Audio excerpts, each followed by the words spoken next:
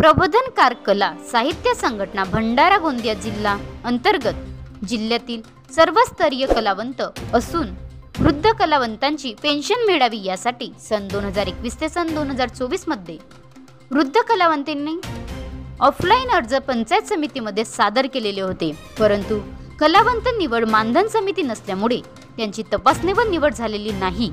याकरिता सन 2021 ते 2024 मधील वृद्ध कलावंतांचे ऑफलाईन सादर केलेल्या अर्जाची तपासणी करून प्रथम प्राधान्य देऊन निवड करावी।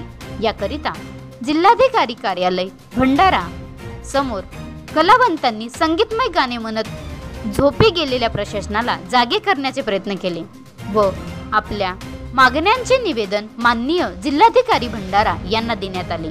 यावेळी परमानंद मेश्राम, मनोज कोटांगले, भावेश कोटांगले, धनंजय धकाते, नाशिक चौरे, तीर्थानंद बोरकर, सुशील खांडेकर, यशवंत बागडे, कार्तिक मेश्राम, अंबादास नागदेवे, प्रल्हाद भुजाडे, गणेश आथिलकर, संजय टेंभुर्णे, संदीप कोटांगले, भगवान दहिवले, गीता रामटेके, वासुदेव कोचे इत्यादी उपस्थित होते।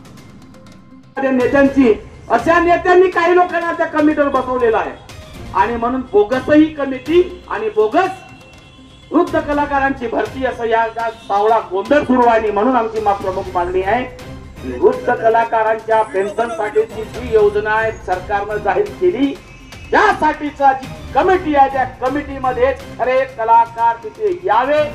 कमिटीमध्ये खरा सोना पारखणारा माणूस मी पारखू शकतो का? हिरा पारखतो, हिरा पारखू शकतो का? तर नाही, जोहरी पारखतो। सोनाराला जर आपण सोनाराकडे सोनार घेऊन गेलो तरीही तो म्हणतो नाही नाही नाही नाही, माझ्या 25 पिढ्या सोनाराचं दुकान चालवत असेल तरी तो सोन्याला कसोटी लावतो। मित्रो, असा कसोटी लावणारा तिथे सोनार आणि हिरा पारखणारा जोहरी त्या कमिटीवर जोपर्यंत येत नाही तोपर्यंत भडवेगिरी थांबणार नाही। आणि म्हणून या विरोधामध्ये आजचा हा धरणे आंदोलन आहे मित्रो। आणि म्हणून आजचा एक गीत सादर होईल आणि या गीतानंतर पोलीसवाल्यांना आम्ही पाठवलेलं आहे कलेक्टर ऑफिसमध्ये।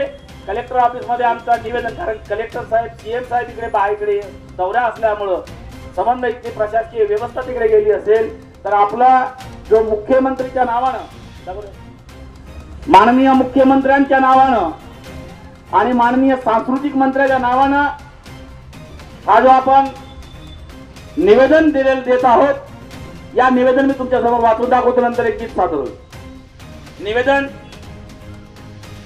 बनवा व्हिडिओ, पाठवा व्हिडिओ, आम्ही तुमच्या न्याय व हक्कासाठी लढा देऊ। ताज्या बातम्या व घडामोडींसाठी पाहत राहा फक्त महाराष्ट्र लाईव्ह न्यूज। आजच आमच्या चॅनलला सबस्क्राईब करा, शेअर करा, कमेंट करा आणि हो, बेल आयकॉन दबायला विसरू नका। जय महाराष्ट्र।